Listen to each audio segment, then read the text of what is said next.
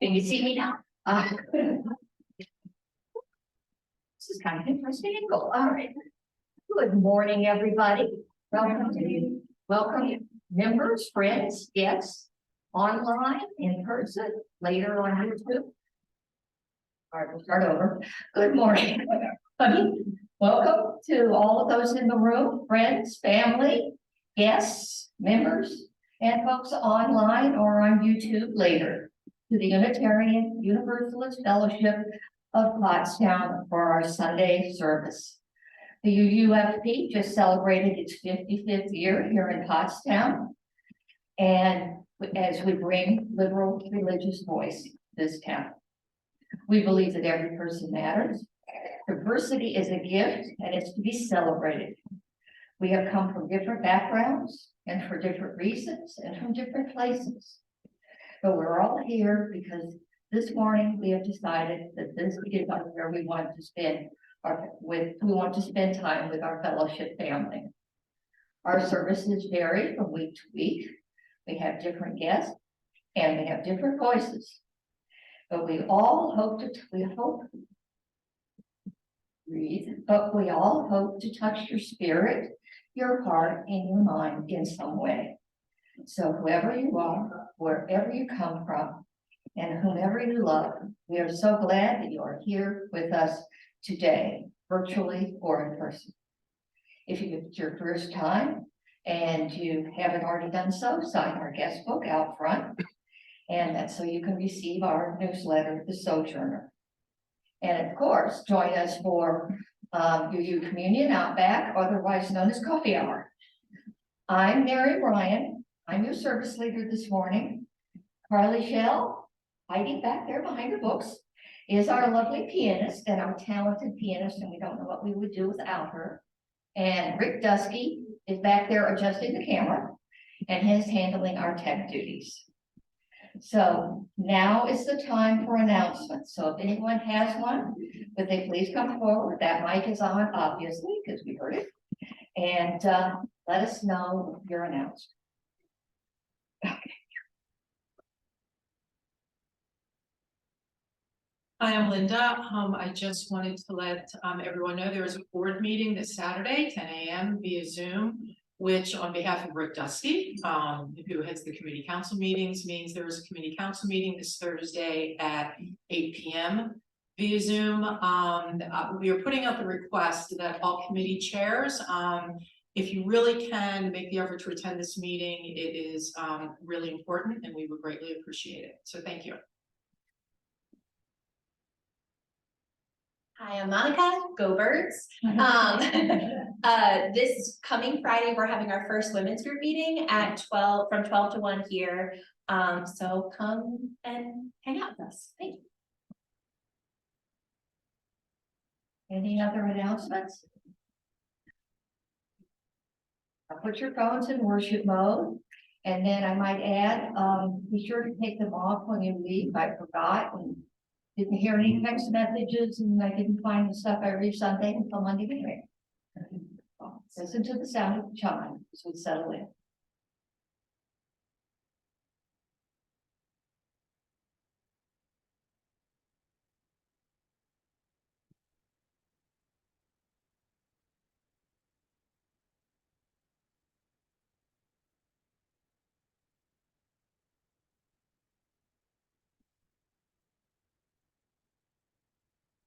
Our guest speaker this morning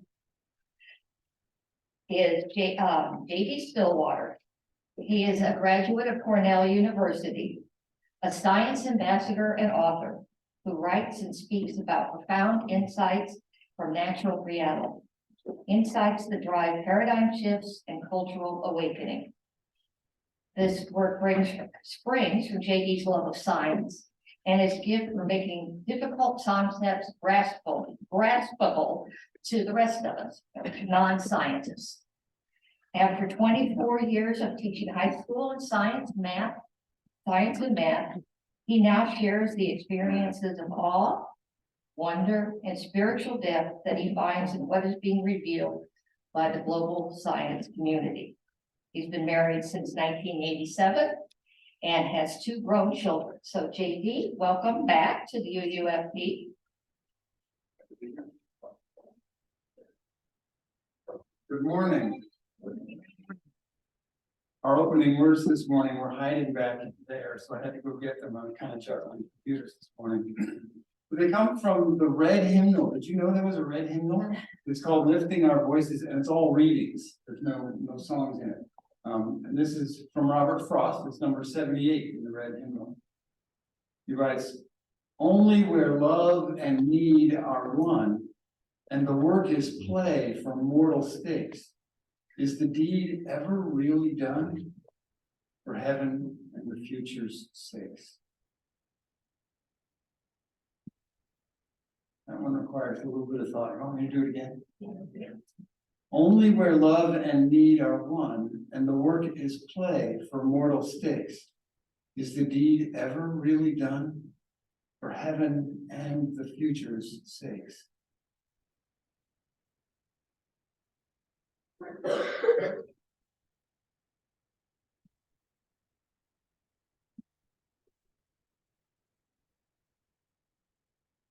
JD gets over to light the chalice. Our chalice lighting words this morning are from Peter Samoschi.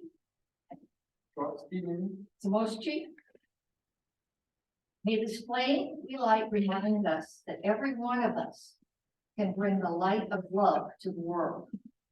May this clear flame be a symbol that every heart can burn bright with joy, peace, and harmony. May the wisdom of ages speak to us through this flame and stay in us. Every one of us can be a blessing to the world. And now, stand as you're willing and able. And in your teal hymnal, we're going to sing Woyaya, number 1020.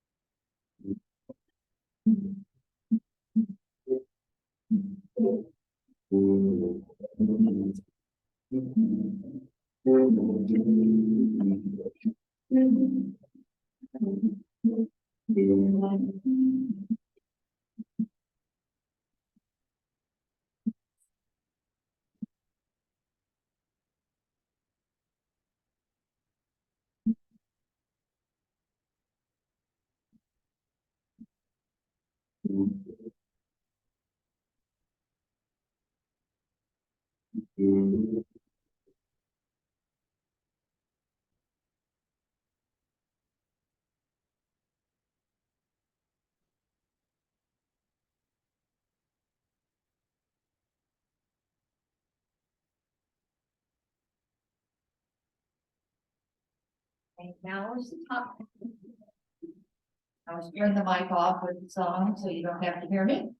But now it's Monica. Miss Monica will be coming up, and she will read the story for all ages. And so anyone, young, old, and who feels they can get down on the floor and back up again, is welcome to come up at the front.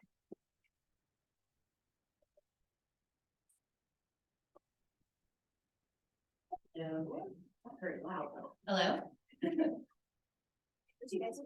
Doesn't sound, can you hear me? Okay. Alright, cool. Alright, so this is called Love Monster, and I picked this book because it's close to Valentine's Day. And we're learning about the first principle in our RE classes right now, and I feel like this book really helps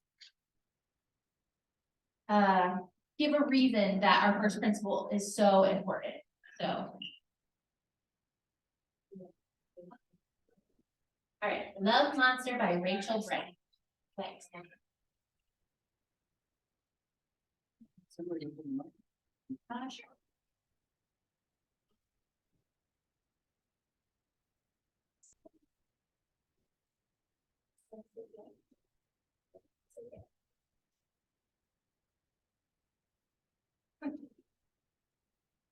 This is a monster. Hello, monster.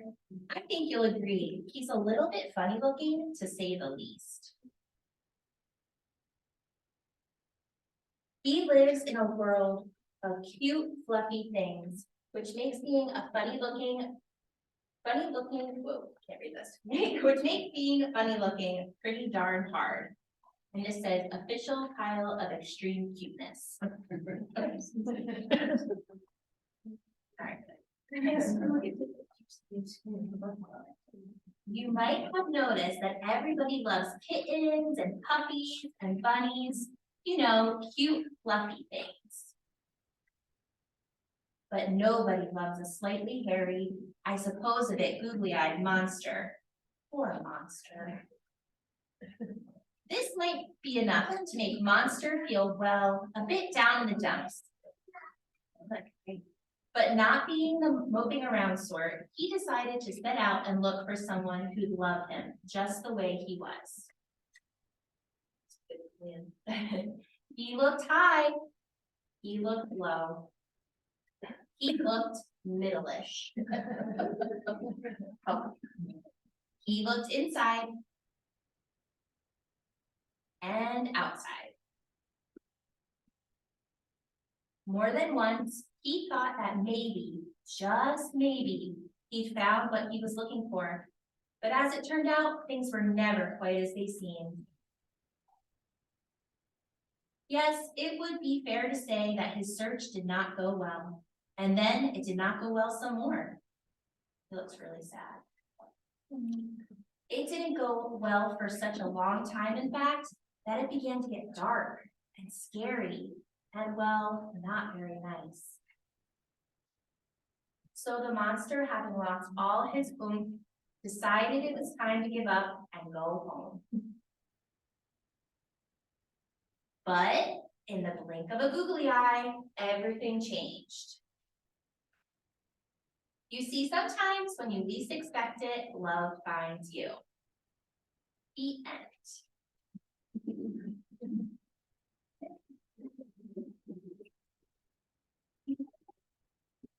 Let's see the children out.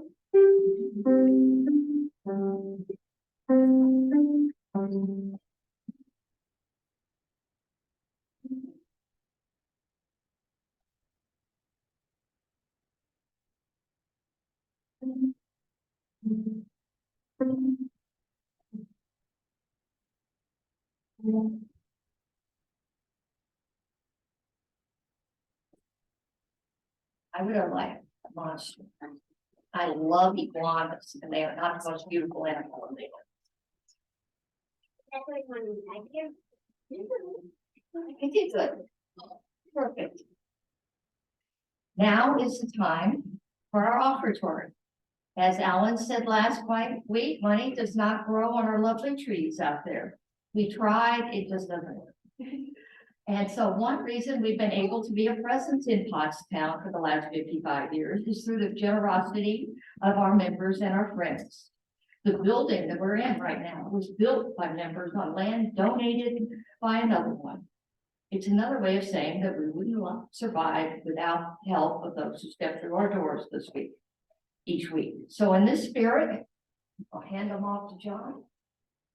John will pass the baskets to help keep our doors open, the lights on, and to provide a liberal religious presence in our community.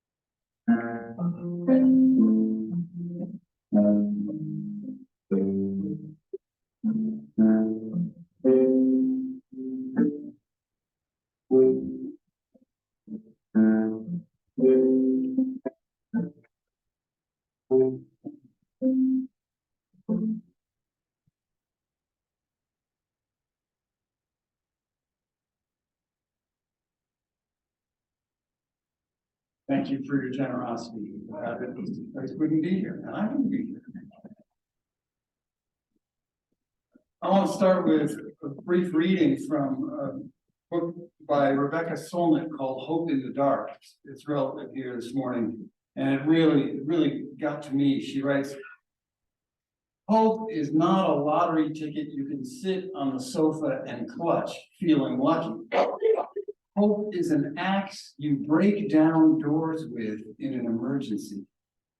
Hope should shove you out the door because it will take everything you have to steer the future away from endless war, from the annihilation of Earth's treasures and the grinding down of the poor and marginal. To hope is to give yourself to the future, and that commitment to the future is what makes the present inhabitable. Hope is an axe you break down doors with in an emergency." Well, I'm really glad to be here this morning, partly because I'm growing to love this UUFP community, and partly because it's Religion and Science Weekend, as designated by the Clergy Letter Project. It's Darwin's birthday today. It's also Abraham Lincoln's birthday. And of course, we have Valentine's Day coming up on Tuesday. And this particular weekend is a weekend when quite a few UU fellowships are now celebrating Science and Religion Weekend. So I'm glad to celebrate with you, whether you knew you were celebrating or not. Make sure this thing is working. Yes. So many years ago, back in 1986, I walked from Los Angeles to Washington, D.C. with about 400 of my closest friends. I should say they became some of my closest friends along the way. It's kind of funny how hardship can really build strong community bonds among people who go through things together. Here we are a few summers ago, some of us anyway, obviously not 400 people, at our 30th reunion. We did this because we wanted to call attention to the global nuclear arms race and to try to achieve global nuclear disarmament. And as you know, that issue, war and global nuclear arms, intersects with other issues like environmental stewardship, poverty, and lots of other things that we don't seem to find budget for. So I would say that the march changed us. Many of us continued after the march as full-time activists on various kinds of issues. Well, I say all that because I want to tell a story about the year after the march, when a march friend was hanging out with some regular people who hadn't been on the march, admiring a beautiful sunset over Los Angeles. And my march friend pointed out that the sunset is only beautiful because of smog. If not for pollution, those bright reds and oranges wouldn't be there. And one of the other people standing there turned to her and said, "Wow, I'm glad I'm not an activist, because you can never just appreciate anything beautiful because you have to focus on all the bad stuff that's happening so you can address that." Well, this morning I want to talk about that. Speaking of smog, Joni Mitchell famously wrote, "Then can I walk beside you? I've come here to lose the smog, and I feel to be a cog in something turning." Hold that thought, cog in something turning. This is going to feel like a complete change of subject, but when I use words like Jurassic or Cretaceous or Paleozoic, I think you probably know that I'm talking about geologic time. eras, periods, or epochs from the Earth's distant past. This is the boring geologic chart from 9th grade. Here's a more colorful version that I like a little better. I'm showing this because some geologists and environmentalists are proposing that we add a new epoch up at the top there, the Anthropocene, or some people pronounce it Anthropocene, which literally means time of man. Their argument is that human impacts on the earth are so pervasive, so gargantuan, that millions of years from now, if there are geologists around to look at the rock layers, it'll show up. They'll see the impacts that we're having in the rock layers that are being laid down now. And the idea of this is a little bit controversial. You can't see changes in rock layers yet because it takes so long for them to form. And most of those new layers are forming in shallow water just offshore, where sediments that hit the slow water drop out of suspension to the bottom. So it's just hard to be sure. It's hard to measure that. Changes we make in the climate may be detectable in the future, but they probably won't last more than a few thousand years, and then things will right themselves. It's a long time for us, but for a geologist, it's nothing at all. In the rock layers, it would be a smear, if that. However, there will still be chemical traces of the nuclear weapons tests that were done above ground in the 1950s. That'll show up in the rock layers. There will be plastic, lots of plastic. We make 300 million metric tons of new plastic every year. Doesn't go anywhere. There's a slowly rotating current in the Pacific Ocean, which is collecting small bits of plastic and just making them go round and round. It's called the Great Pacific Garbage Patch, sometimes called the Pacific Trash Vortex. And I understand that if you extrapolate current trends, it appears that by 2050, there could be more plastic in the oceans than fish by weight.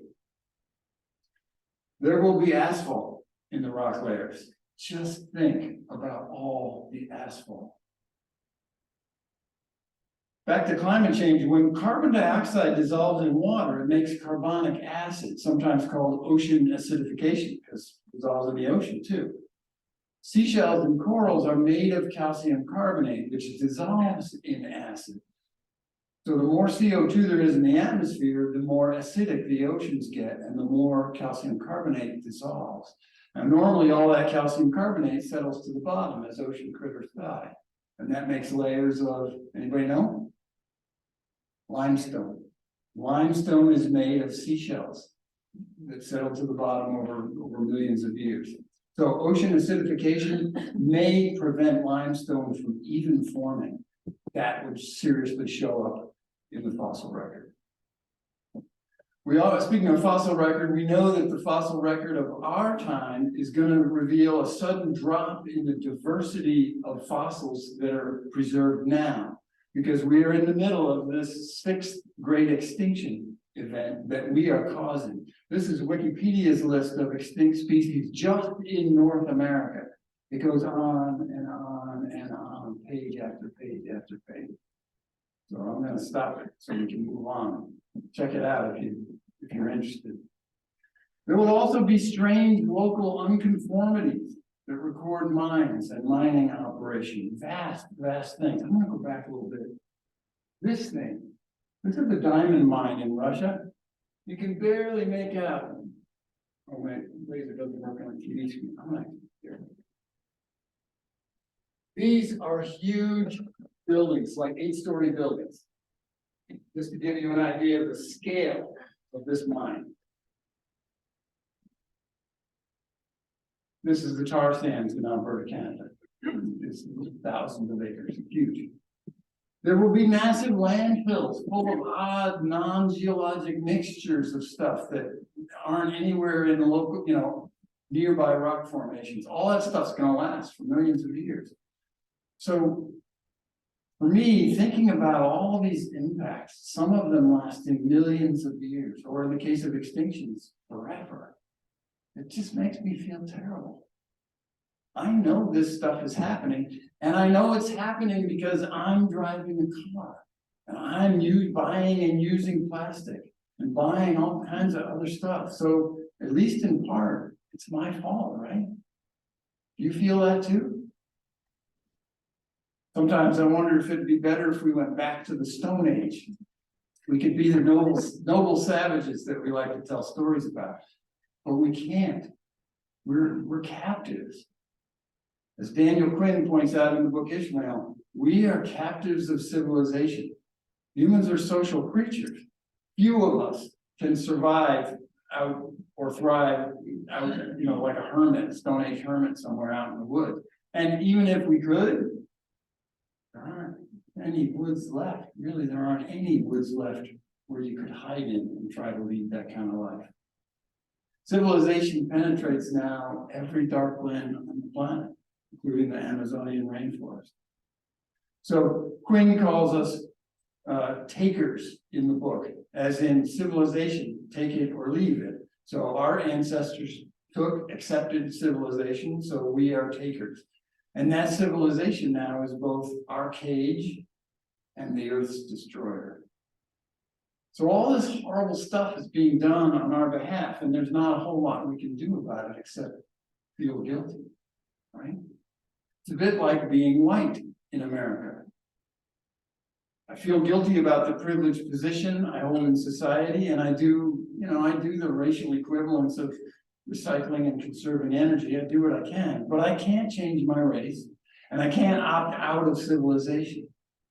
I can't not be part of the problem, even as I strive to be part of the solution. Now, when we're talking about race, there's a term for this, white guilt. And I want to suggest a similar term for the environmental equivalent, which would be taker guilt. The guilt we feel about the environmental harm caused by being civilized at this time in history. But white guilt is hardly helpful, and neither is taker guilt. White guilt incentivizes people like me to put energy into proving their innocence on racial issues when it could go towards working for true equality. Taker guilt lets us say, well, I'm still driving when I could ride my bike, but it's okay because I feel bad about it, right? That's not helpful. It also pushes us to throw up our hands and to say, why should I dry my clothes on the line when energy companies are flaring tons of greenhouse gases every second, right? Why should I bother? Feeling awful is kind of indulgent. I'd say it's as wasteful as that flared methane. So what's the antidote? Well, just like white guilt, there's a flip side to taker guilt. The way out of white guilt is the concept of white privilege. It's an invitation to face facts, to acknowledge without guilt or shame that there is inherent unfairness built into the context of my life. Unfairness that benefits me as a white man. But the antidote is to be authentic in acknowledging that and then moving forward humbly, focusing on what's working, putting my energy into what's promising and what's good on the racial front, and I would say also the environmental front. Similarly, if we're authentic about civilization and our role in it, if we face facts, maybe we'll be more effective in creating a sustainable future. Facts like, I am part of the universe. I'm part of the planet. I'm part of the unfolding evolutionary process. So is everything else. No exceptions. I'm not a hostile visitor here, and you aren't either. I'm not a cancer on this planet. I am this planet, doing what this planet does at this time in evolution. The cancer, I think, stems from seeing myself as separate, not from being alive as evolution unfolds, as it is. So the disease is my worldview of separation. Pollution is just a symptom of that. It's not the disease. Look, when you see Hoover Dam, you can see drowned canyons and blocked fish migrations. Or you can see an amazing way that water came to the Mojave Desert. An incredible feat of ingenuity by some clever and exceedingly cooperative primates. Both of those are true. There are harmful impacts from that dam, pretty severe ones. And it's a really cool thing we made. The Seattle skyline. Do you think about crowding and rats and Paradise Paved? Or do you see a center of innovation, diversity, human progress? Both are true. One of my favorites is the space program. When you see this, do you think, yeah, now we're leaving our discarded trash on other planets too, and launching our lethal weapons into a whole new frontier? Well, we are. And the space program brought us this world-changing, spiritually significant image of ourselves. And this one taken from near Jupiter. And this one, which reaches 13 billion years into the past and reveals the 2 trillion galaxies that are in our family. The antidote to Taker Guild is saying yes to all of this. Acknowledge the downsides and the upsides, focusing on the big picture, as big as we can see, focusing on the promise, the growing pains that tell us we're growing. Acknowledge, but not obsess. Like in improvisational theater, instead of yeah, but, you say yes, and whatever comes next. We're good at this with babies. No problem with babies. Babies are arguably just efficient machines for turning perfectly good food into so much food, right? I'll give you a second to read that. I put that up there because I have a story to tell. Our daughter, for example, was born while we were moving from California to Ohio. So she was only about 2 weeks old when we pulled into the post office in Effingham, Illinois, on our drive across country to buy some stamps. And it was like 4:55. It was closing time. And the postal worker, while the postal worker sold us the last pack of stamps for that day, Robin overflowed her diaper, spilling stinky liquid baby poop all over the floor of that post office lobby. It was a mess. I was a mess, and they were very gracious about it, given that it was already 5 o'clock. In our embarrassment, though, we left that post office without the stamps we had bought. And they mailed them to us using the address on the check that we had paid for them with. So we owe the postal workers big time now, 33 years later. So do you think when I looked at Robin during her infancy that I was focusing my attention on her ability to squirt poop? No, right? I was focused on the promise of maturation, on her growing abilities to interact with the world, to be part of the world around her and to make good choices for herself. But this global civilization that we are stuck in is not in its infancy. Surveys conducted all over the world reveal that 2/3 of us, 2/3 of humanity, perceive humanity as being in its adolescence. Does that resonate for you? Do you feel like civilization as a teenager? Well, our son's, quick side note here, our son's adolescent rebellion manifested as no pictures, don't take pictures of me. So most of them look like this, which is why I'm featuring our daughter here. So let me make the case that civilization as a teenager. Think about it. Teenagers are reckless and tend to live without regard for the consequences of their behavior. Teenagers are concerned with appearance and with fitting in with material things. Teenagers prefer instant gratification. They're not good at long-term thinking. Teenagers tend to gather in groups or cliques and often express us versus them and in versus out thinking and behavior. Teenagers' brains are completely rewiring themselves, establishing new connections and new patterns of connections. Teenagers are rebellious and they practice independence from their family of origin. But adulthood, most kids understand that they're not independent and come to value interdependence and interconnection. Humanity's family of origin is the family of life.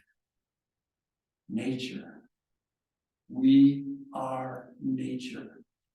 Humans are one expression of nature. Nature is hermit crabs and hyenas, pigeons and poison ivy, manatees and mantids, butterflies and black holes, cacti and cancer, planets and people. Like it or not, nature includes minerals and mines, oceans and oil spills.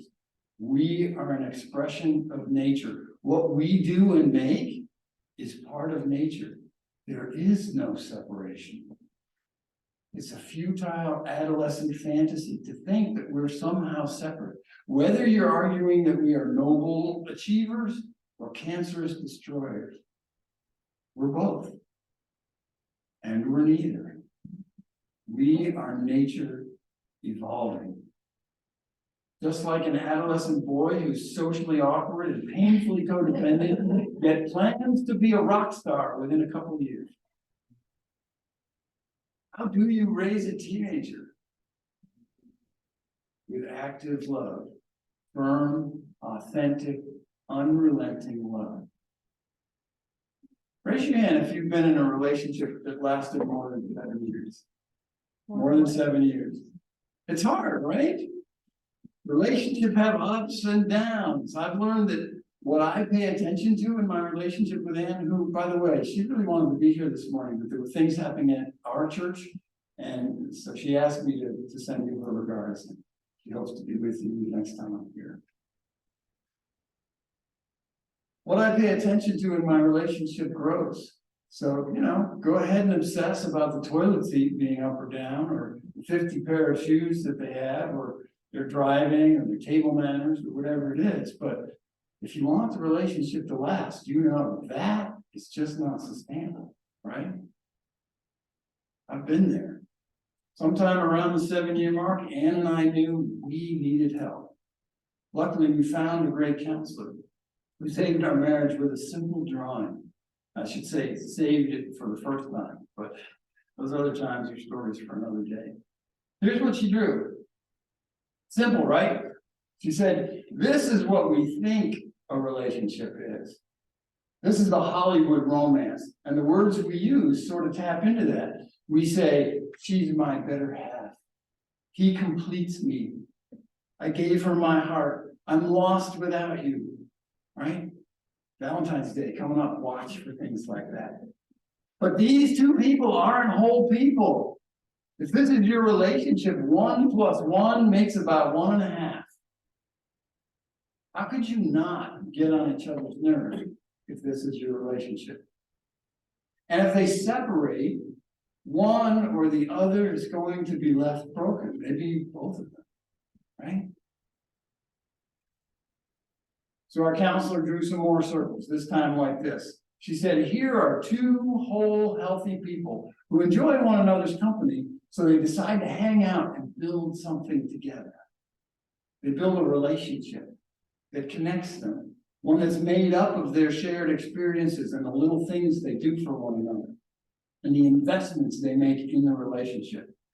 It's the relationship that connects them, not their neediness. If they separate, they will grieve the loss of the relationship, but they'll be whole people moving on, not broken ones nursing wounds. Active love requires that we feed that relationship. We feed that center circle. That's how, she said, that's how mature people sustain a healthy relationship. They don't invest in the other person. They invest in the relationship, which then pays dividends to the 2 individuals in it. Active love. I realize that this doesn't just apply to romantic relationships. Try this on with your coworker, your boss, your government. Feeding that center circle of my relationship with government asks me to vote, show up, call my representatives, praise and protest, march and invest, but not get enmeshed, so emotionally enmeshed with them and with my government that I get distressed if I don't get my way. What about teenagers though? The individual ones and the global ones. Active love, I think, suggests, it asks us to feed that center circle here too. Call out the bad stuff, but don't get stuck obsessing about it. Give your kid a curfew, yes, but be willing to forgive and forget the fender bender. Insist on no violence, but don't obsess about the haircut she gave herself. And definitely don't criticize the boyfriend, right? When it's your government, I think we need to confront and protest when they screw things up, but also let them know when they're on a good track. But also expect mistakes. These are human beings, right? It's like the toilet seat. We don't obsess to the point that it messes with my life when I don't get my way in the political arena. When it's a global civilization acting like a teenager, I think, reaching here a little bit, I think it's that old bumper sticker. Think globally and act locally. So you get out in local issues, but also admire sunsets. Pick up litter and enjoy a walk by the river. Maybe both at the same time. Recycle, all that stuff, you know what to do. But mostly love humanity with all its flaws, just like your misbehaving teenager. This is active love. We are part of nature. A teenage part, maybe, acting the part of a teenager. But I have to say, I have to remind us that nature is a harsh parent. She'll let us drive the car before we know how. We might do better to parent ourselves. And parenting, whether it's for your child or for yourself, works a lot better when you approach the parented one with love rather than disgust. Am I right? In romance, I think I missed a slide somewhere in here. Or it stopped responding back at me too. Gonna catch up all of a sudden. We see what's going on.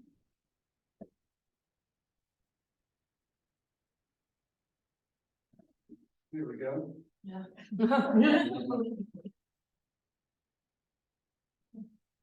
We already see this one. No. Yeah, it's lagging.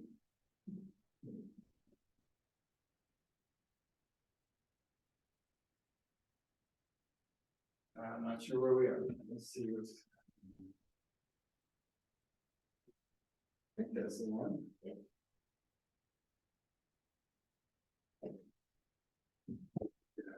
No, one ahead. So in romance, a strong active center circle builds trust, right? Trust in the relationship and hope that you'll have a long future together. Active citizens, I think, makes for wiser political decisions and it helps create trust that government is working in our best interest. With teenagers, active love sets fair boundaries, but also celebrates successes, right? A strong relationship located outside of the individuals, but shared between the parent and the teen, is a huge pile of goodwill that allows both of them to trust that the teen is eventually going to mature.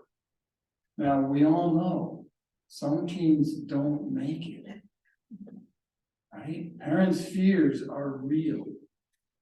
We just have to be patient while their brains turn to mush, kind of, in there, knowing that this is part of that mysterious metamorphosis that happens in adolescence. And it's a step in the rewiring that's necessary to form an adult mind. And I think the same is true of civilization. Oh, come on.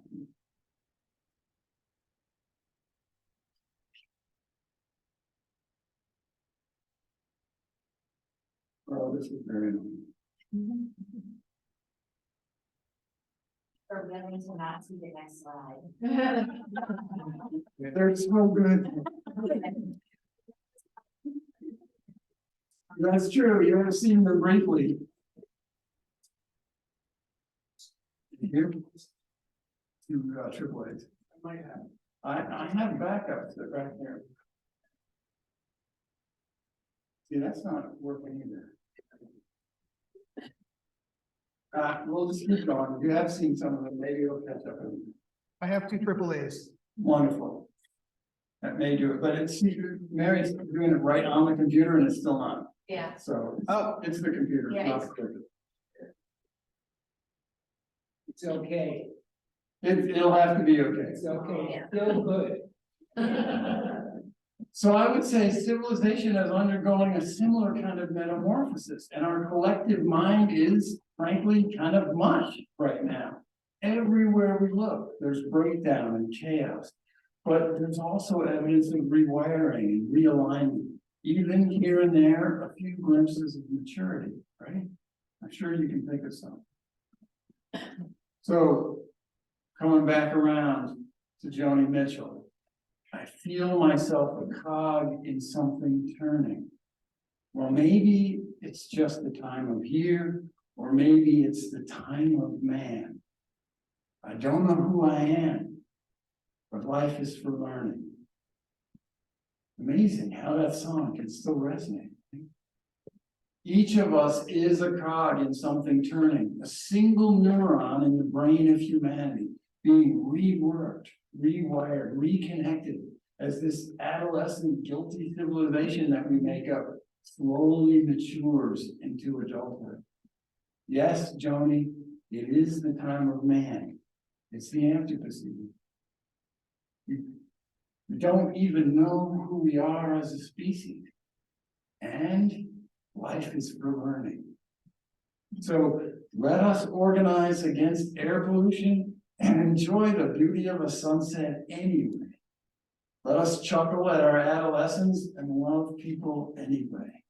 Let us acknowledge our crimes and be proud of our achievements anyway. Let's feed that center circle and let all our partners be whole and be different from us.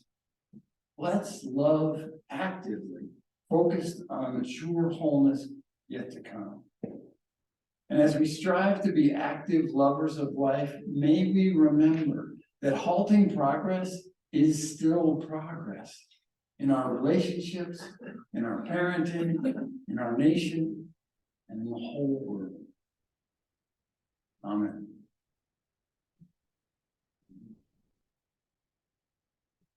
Back on that table, I have little bookmarks that will help remind you about the circles and make sure that you grab one.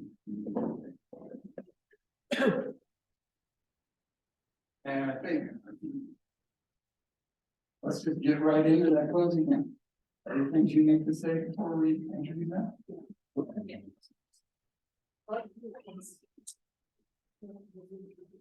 Join us for our closing hymn in the great hymnal, number 6, As Long as I Have Breath.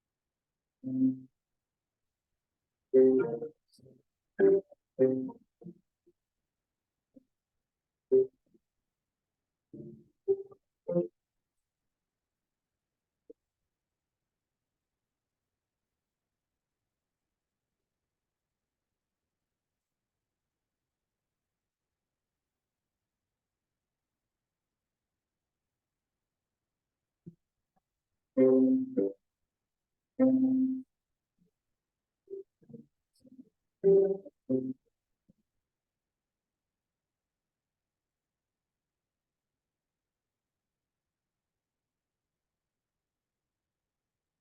will extinguish the chalice with words from Václav Havel, who wrote, "Hope is doing the work because it is good, not because it is likely. Hope is doing the work because it's good, not because it's likely."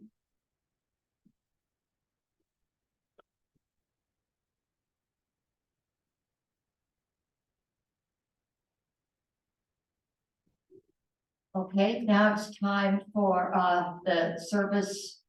I guess the recording can stop and we will be going to joys and concerns.